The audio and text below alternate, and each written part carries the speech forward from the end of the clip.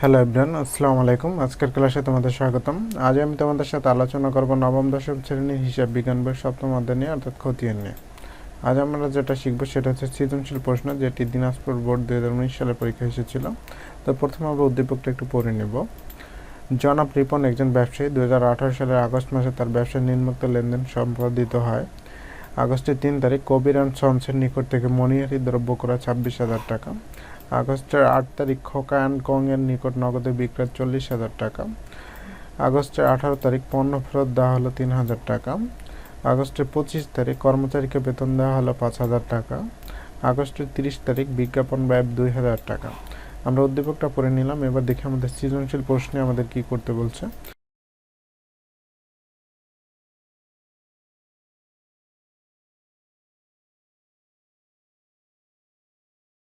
ক নম্বর কি বলছে, জনাব রিপনের 3 ও 8 আগস্টের লেনদেনগুলো জাবেদা লিপিবদ্ধ করো। খ নম্বর কি বলছে, কবির অ্যান্ড সন্স হিসাব ও নগদান হিসাব টি ছকে খতিয়ানভুক্ত করে জের নির্ণয় করো। গ নম্বর কি বলছে, ক্রয় হিসাব, বিক্রয় হিসাব ও বেতন হিসাব ও বিজ্ঞাপন হিসাবে চলমান জোছক প্রস্তুত করো। তাহলে আমরা উদ্দীপকটা পড়ে নিয়েছি এবং সৃজনশীল প্রশ্নে আমাদের কি করতে বলছে আমরা সেটাও পড়ে নিয়েছি। তো এখন আমরা প্রথমে যেটা করব সেটা হচ্ছে ক নম্বর। তো ক নম্বরে কি করতে বলছে, আমাদের জাবেদা করতে বলছে। তো জাবেদার জন্য আমরা একটা ছক নিব।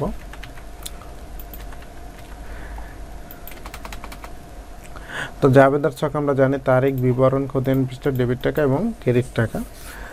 তো যেহেতু 3 ও 8 তারিখের লেনদেনের উপর জাবেদা করতে বলছে, তো আমরা প্রথমে 3 তারিখে চলে যাই। 3 তারিখ কি বলছে, কবির অ্যান্ড সন্সের নিকট থেকে মণিহারি দ্রব্য ক্রয় 26,000 টাকা।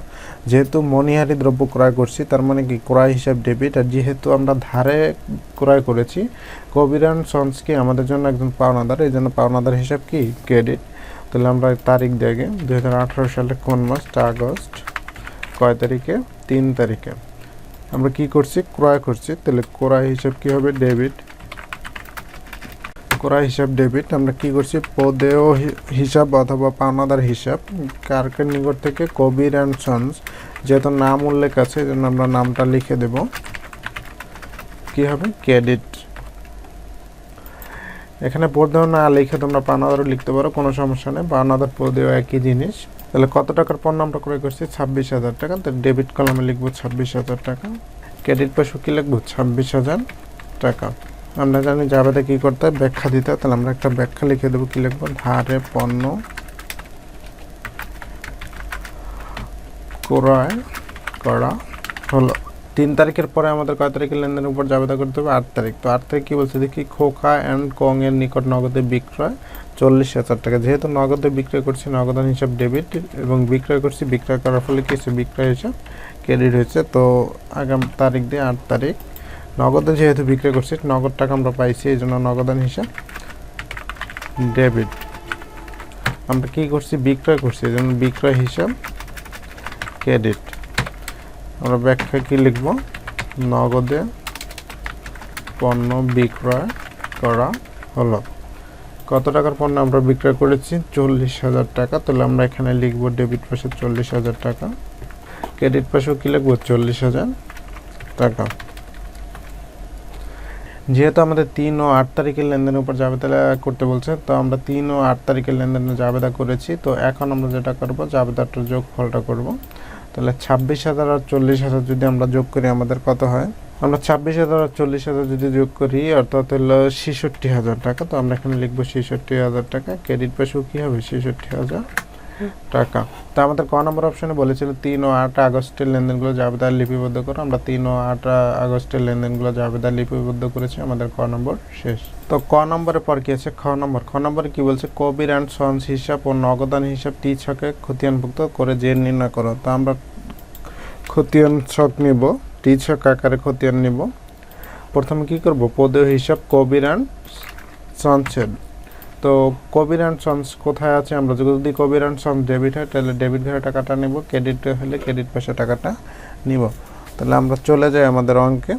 দেখো 3 তারিখে কবির অ্যান্ড সন্সের নিকট থেকে কি করছি, ক্রয় করছি। তো ক্রয় করার ফলে কি হয়েছে, ক্রয় হিসাব ডেবিট। আর যেহেতু কবির অ্যান্ড সন্স আমাদের পাওনাদার, এই জন্য পাওনাদার হিসাব কি হয়, ক্রেডিট। তাহলে কবির অ্যান্ড সন্স হিসাব হচ্ছে ক্রেডিট। তাহলে টাকাটা ক্রেডিট পাশে নেব। কত টাকার পণ্য ক্রয় করছি, 26,000 টাকা। তো আমরা এখানে 26,000 টাকা লিখলাম। 2018 আগস্টের কয় তারিখে? এটা 3 তারিখে। যেহেতু ক্রয় করছি, ক্রয় হিসাব কি ডেবিট, তাহলে বিপরীত দিনটা আমরা এখানে লিখবো ক্রয় হিসাব। আর যেহেতু কবিরান সঞ্চ হিসাব কি ক্রেডিট, এজন্য টাকাটা আমরা ক্রেডিট পাশে নিয়েছি। তা আমরা দেখি আমাদের আর কোনো কবিরান সঞ্চ হিসাব আছে কিনা। দেখো 8 তারিখে কংয়ের নিকট নগদে বিক্রয়, এখানে নাই। 18 তারিখে এসে পণ্য ফেরত দেওয়া হলো 3000 টাকা। যেহেতু আমরা 3 তারিখে পণ্য ক্রয় করেছিলাম, সেই ধারে পণ্য ক্রয় কিন্তু পণ্য কি করছি 18 তারিখে আমরা কিছু অংশ ফেরত দিচ্ছি, অর্থাৎ 3000 টাকার পণ্য ফেরত দিচ্ছি। তো যখন আমরা ক্রয় করেছিলাম তখন ক্রয় হিসাব ডেবিট, কবিরান সঞ্চ হিসাব হয়েছিল ক্রেডিট। এখন যেহেতু আমরা ফেরত দিছি, ফেরত দেওয়ার ফলে কি হবে, কবিরান সঞ্চ হিসাব হয়ে যাবে ডেবিট। আর যেহেতু আমরা ক্রয়কৃত পণ্য ফেরত দিছি, এজন্য ক্রয় ফেরত হয়ে যাবে কি ক্রেডিট।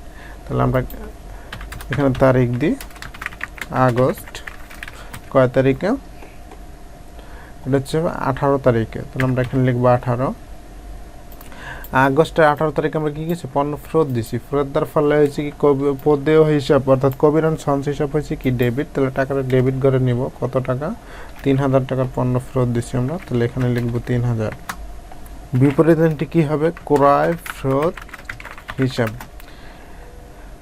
তাহলে আমাদের 18 তারিখে লেনদেন পোস্টিং করা শেষ। এরপর আমরা দেখবো আর কোনো কবিরান সঞ্চ হিসাব আছে কিনা। দেখো 25 তারিখে কর্মচারী বেতন দিচ্ছি, এখানে নেই। 30 তারিখে বিজ্ঞাপন ব্যয় 2000 টাকা, এখানেও নেই। তার মানে কি আমাদের যে কবিরান সঞ্চের হিসাবে যে লেনদেনগুলো ছিল সেটা অন্তর্ভুক্ত করা শেষ। এখন যেটা আমার করতে হবে, যে নির্ণয় করতে হবে। অর্থাৎ আমরা দেখতে পাচ্ছি ডেবিট পাশে চেয়ে ক্রেডিট পাশটা বড় আছে, তো ক্রেডিট পাশটা আগে আমরা যোগ করব। কত আছে? 26,000 টাকা।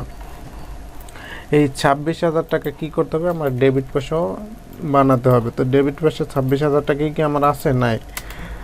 26,000 টাকা থেকে যদি 3,000 টাকা মাইনাস করি তাহলে কত কম আছে? 23,000 টাকা কম আছে। তাহলে আমরা এখানে 26,000 টাকা পাবো। দেখো এই যে 23,000 টাকা কম আছে সেটা আমরা কি হিসেবে লিখি? ব্যালেন্স শিটে। আগস্ট মাস কত দিনের? আগস্ট মাস হচ্ছে 31 দিনের। তো এখানে লিখবো মাসের শেষ তারিখ 31 তারিখ। তো ব্যালেন্স শিটে পেলাম আমরা 23,000 টাকা। এই শিটের টাকাটাই কি হবে? পরবর্তী মাসের 1 তারিখ কি হয়ে যাবে? ব্যালেন্স বিডি হয়ে যাবে। আগস্টের পর কি? সেপ্টেম্বর কয় তারিখ? 1 তারিখে আমরা কি লিখবো? Balance BD. কত টাকা হবে ব্যালেন্স বিডি? 23,000 টাকা। তাহলে আমাদের পদেয় হিসাব অর্থাৎ কবিরান সঞ্চ হিসাবের যে খতিয়ান সেটা কিন্তু প্রস্তুত করা শেষ। এরপর আমরা কি করব? নগদান হিসাবে খতিয়ান করব। এই জন্য নগদান হিসাবের জন্য আমরা একটা টিচক নিয়ে রেখেছি। তো আমরা উদ্দীপকে চলে যাই। 3 তারিখে দেখো কবিরান সঞ্চয়ের নিকট থেকে মনির দ্রব্য ক্রয়, এখানে কিন্তু নগদ নাই। 8 তারিখে হচ্ছে খোকান কংয়ের নিকট নগদে বিক্রয় করছি, তার মানে কি নগদান হিসাব ডেবিট। তাহলে টাকাটা ডেবিট পাশে নিব। কত? 40,000 টাকা। তাহলে আমরা 40,000 টাকা আগে ডেবিট পাশে নিই। 40,000 টাকা ডেবিট পাশে নিলাম। যেহেতু আমরা বিক্রয় করেছি তার মানে কি বিপরীত দিনটি কি হবে? বিক্রয় হিসাব। কত সাল? 2018 সালের আগস্টের কয় তারিখে? 8 তারিখে। দেখো আগস্টের 8 তারিখে আমরা বিক্রয় করেছি নগদে, এই জন্য নগদান হিসাব ডেবিট, বিক্রয় হিসাব কি হচ্ছে? ক্রেডিট। তাহলে নগদ যেহেতু আমরা নগদের খতিয়ান করতেছি এই জন্য নগদ যেহেতু ডেবিট, টাকাটা ডেবিট কলামে নিয়েছি। আর বিপরীত দিনটি যেহেতু বিক্রয় হিসাব এই জন্য লিখছি বিক্রয় হিসাব। তারপরে কি আছে? দেখো 18 তারিখে পণ্য ফেরত দেওয়া হলো, এখানে নগদ নেই। 25 তারিখে কর্মচারীকে বেতন দেওয়া হলো। দেখো কর্মচারীকে যখন আমরা বেতন দিচ্ছি নগদ টাকা চলে গেছে, তাহলে কি বেতন হিসাব ডেবিট আর নগদান হিসাব ক্রেডিট। তাহলে বেতন হিসাব ডেবিট, নগদান হিসাব যেহেতু ক্রেডিট, টাকাটা ক্রেডিট পাশে যাবে। আগস্টের কয় তারিখে? আগস্টের হচ্ছে 25 তারিখে। তো আমরা আগস্টের 25 তারিখ দিলাম। আমরা কি লিখবো এখানে? বিপরীত দিনটি বেতন হিসাব। কত টাকা আমরা বেতন দিয়েছি? 5,000 টাকা।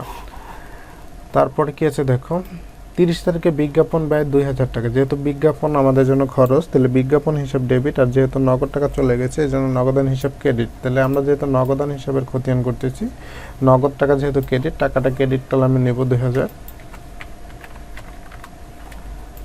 বিপরীত দিনটি কি লিখবো? বিজ্ঞাপন হিসাব। এটা কয় তারিখে? আগস্টের 30 তারিখ। দেখো আমাদের আর কিন্তু লেনদেন নেই, যে কটা লেনদেন নগদ ছিল আমরা সেটা অন্তর্ভুক্ত করেছি। এখন কি করব? আমরা ব্যালেন্স সিডি এবং বিডি বের করব। তো আমরা দেখতে পাচ্ছি আমাদের ডেবিট পাসটা বড় আছে, তো আমরা ডেবিট পাসটা আগে যোগ করব। কত টাকা আছে? 40,000 টাকা। তো আমরা ডেবিট পাশে 40,000 টাকা লিখলাম। আমার ক্রেডিট পাশেও কী করতে হবে? 40,000 টাকা লিখতে হবে। তো ক্রেডিট পাশে 40,000 টাকা কি আমার আছে? নাই। তাহলে এখানে আমরা আগে 40,000 টাকা নিই। দেখো 40,000 টাকা থেকে যদি এই দুইটা অ্যামাউন্ট অর্থাৎ 7,000 টাকা মাইনাস করি, তাহলে আমরা কত পাবো? 33,000 টাকা। এই 33,000 টাকা কি আছে? আমাদের ক্রেডিট পাশে কম আছে। আর আমরা জানি যেটা কম আছে সেটা কি হিসাবে লিখি? Balance CD. মাসের শেষ তারিখ, যেহেতু আগস্ট মাসের 31 তারিখে, এই জন্য লিখব মাসের শেষ তারিখে 31। তো ব্যালেন্স সিটি পেলাম আমরা কত? 33,000 টাকা। আগস্ট মাসের পরবর্তী মাস কি হয়েছে? সেপ্টেম্বর মাস। তো আমরা লিখব সেপ্টেম্বর। কয় তারিখ? 1 তারিখ। ব্যালেন্স সিডির টাকায় কি পরবর্তী মাসের 1 তারিখে ব্যালেন্স বিডি হয়ে যায়। তো এখানে আমরা লিখব ব্যালেন্স বিডি। কত টাকা? 33,000 টাকা। তো আমাদের খ নম্বর অপশনে বলেছিল কবির অ্যান্ড সন্স হিসাব এবং নগদান হিসাবে টি ছককে খতিয়ানভুক্ত করে জের নির্ণয় করো। আমরা টি ছককে খতিয়ানভুক্ত করে জের নির্ণয় করেছি, তাহলে আমাদের খ নম্বর শেষ। খ নম্বর পর কি আছে? গ নম্বর। গ নম্বরে কি বলছে? ক্রয় হিসাব, বিক্রয় হিসাব, বেতন হিসাব, বিজ্ঞাপন হিসাব চলমান জের ছকে প্রস্তুত করো। তাহলে আমরা চলমান জের ছক নেব। প্রথমে আমরা ক্রয় হিসাব করব, অর্থাৎ যেখানে ক্রয় আছে ক্রয় ডেবিট হলে ডেবিট পাশে নেব, ক্রেডিট হলে ক্রেডিট পাশে নিব। তা আমরা উদ্দীপকে চলে যাই। দেখো 3 তারিখে কি বলছি? কবির অ্যান্ড সঞ্চয় নিকট থেকে মণিহারি দ্রব্য ক্রয় করছিলাম। তাহলে ক্রয় হিসাব কি হচ্ছে? ডেবিট। টাকাটা ডেবিট কলামে নেব, 26,000 টাকা। যেহেতু আমরা ক্রয় করছি, ক্রয় হিসাব ডেবিট। বিপরীতটি কি আছে আমাদের? পাওনাদার বা পদেয় হিসাব। পাওনাদারের ব্যক্তির নাম উল্লেখ আছে, আমরা নাম উল্লেখ দেব কবির অ্যান্ড সন্স হিসাব। কত তারিখ এটা? 2018 সালের আগস্ট কয় তারিখে? 3 তারিখে। তাহলে যেহেতু টাকাটা ডেবিট কলামে বসছে, তার মানে কি যেটাও কি ডেবিট জের হয়ে যাবে। কত? 26,000 টাকা। আমরা দেখব আমাদের উদ্দীপকে আর কোনো ক্রয় আছে কিনা। তো আমরা দেখব আমাদের উদ্দীপকে আর কোনো ক্রয় আছে কিনা। দেখো 8 তারিখে খোকান কংয়ের নিকট নগদে বিক্রয়, এখানে ক্রয় নেই। 18 তারিখে পণ্য ফেরত দেওয়া হলো, এটা ক্রয় ফেরত। 25 তারিখে কর্মচারীকে বেতন দেওয়া হলো, এখানে নাই। 30 তারিখে বিজ্ঞাপন ব্যয় 2,000 টাকা, এখানেও নাই। তার মানে কি ক্রয় হিসাবে যে চলমান জের ছকে খতিয়ান করতে বলছে, আমাদের সেটা প্রস্তুত করা শেষ। তো এরপরে কি করব? বিক্রয় হিসাবের খতিয়ান করব। তো বিক্রয় হিসাবের জন্য আমরা চলমানের একটা জের ছক নিয়ে রেখেছি।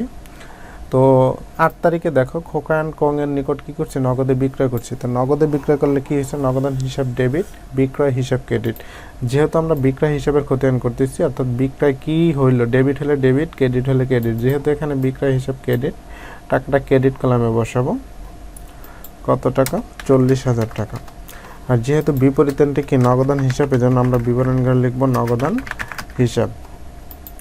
2018 সালের আগস্টের কয় তারিখ? আগস্টের 8 তারিখে। যেহেতু টাকাটা ক্রেডিট কলামে বসছে, তার মানে কি যেটাও কি ক্রেডিট জের হয়ে যাবে। কত? 40,000 টাকা। আমাদের উদ্দীপকে কিন্তু আর কোনো বিক্রয় নাই। বিক্রয় হিসাবে যে খতিয়ান প্রস্তুত করতে বলছে সেটাও কিন্তু শেষ। তারপর কি বলছে? বেতন হিসাবে খতিয়ান করো। তো বেতন হিসাবের জন্য আমরা একটা চলমান জের ছক নিয়ে রেখেছি। তো আমাদের উদ্দীপকে আমরা যখন দেখছি, দেখো 25 তারিখে কর্মচারীকে বেতন দেওয়া হলো 5,000 টাকা। তো কর্মচারীকে যেহেতু বেতন দিয়েছি, তাহলে বেতন হিসাব ডেবিট, আর নগদ টাকা যেহেতু দিয়েছি নগদান হিসাব ক্রেডিট। আর আমরা এখন করতেছি বেতন হিসাবের খতিয়ান। বেতন যেহেতু ডেবিট, সুতরাং টাকাটা ডেবিট কলামে বসাবো। কত টাকা? 5,000 টাকা। বিপরীতটি কি হবে? নগদান হিসাব। 2018 সালের আগস্টের কয় তারিখে? আগস্টের 25 তারিখে। তাহলে যেহেতু ডেবিট ঘরে টাকাটা বসছে, তার মানে কি যেটাও কি হয়ে যাবে? ডেবিট। আমাদের উদ্দীপকে আর যেহেতু বেতন নাই, সুতরাং বেতন হিসাবের যে খতিয়ান করতে বলছে সেটাও কিন্তু প্রস্তুত করা শেষ। এরপর কি বলছে? বিজ্ঞাপন হিসাবের চলমান জের ছকে খতিয়ান করো। তো বিজ্ঞাপন হিসাবের জন্য আমরা একটা চলমান জের ছক নিয়ে রেখেছি। দেখো বিজ্ঞাপন 30 তারিখে আছে। তো বিজ্ঞাপন যেহেতু আমাদের জন্য খরচ, বিজ্ঞাপন হিসাব কি? ডেবিট। তো যেহেতু বিজ্ঞাপন হিসাব ডেবিট, টাকাটা আমরা ডেবিট কলামে বসাবো। কত? 2,000 টাকা। যেহেতু বিজ্ঞাপন আমাদের জন্য ব্যয়, তো ব্যয়টা আমরা নগদে করছি, নগদ টাকা চলে গেছে, যেমন নগদান হিসাব কি ক্রেডিট, তো বিবরণের ঘরে লিখবো আমরা নগদান হিসাব। এটা কত সাল? 2018 আগস্টের 30 তারিখ। যেহেতু ডেবিট ঘরে টাকাটা বসছে, তার মানে কি জেডটাও কি হিসেবে ডেবিট জেড। আমাদের উদ্দীপকে কিন্তু আর বিজ্ঞাপনের কোনো এন্ট্রি নাই, সুতরাং বিজ্ঞাপন হিসাবের যে চলমান যে প্রস্তুত করতে বলছে সেটাও কিন্তু শেষ। আমাদের গ নম্বর অপশনে বলেছিল ক্রয় হিসাব, বিক্রয় হিসাব, বেতন হিসাব ও বিজ্ঞাপন হিসাবের চলমান যে প্রস্তুত করো। আমরা প্রত্যেকটার চলমান যে প্রস্তুত করলাম, তাহলে আমাদের গ নম্বর শেষ। আর হ্যাঁ, তোমরা যদি আমার এই ভিডিও দ্বারা উপকৃত হয়ে থাকো তাহলে অবশ্যই লাইক, কমেন্ট এবং শেয়ার করো। সবাই ভালো থাকো। আজকের ক্লাস এ পর্যন্তই। আল্লাহ হাফেজ।